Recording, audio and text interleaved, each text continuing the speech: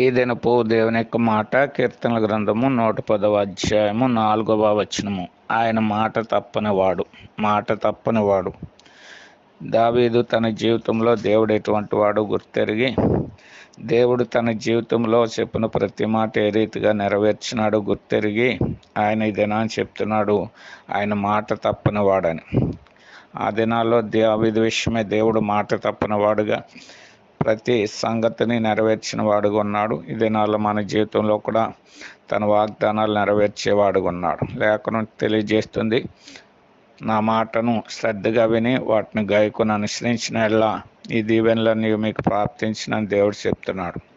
ఆ రీతిగానే మనము కూడా దేవుని యొక్క మాట శ్రద్ధగా విని వాటిని గాయకుని అనుసరిస్తే దేవుడు తన యొక్క మాటను నెరవేర్చేవాడుగా ఉన్నాడు. ఆయన మాట తప్పేటటువంటి వాడు కాదు. కాబట్టి మనం కూడా ఆయన మాటను విని ఆయన మాట చొప్పున ఆయన ద్వారా మనం మేలులు పొందుదుము గాక.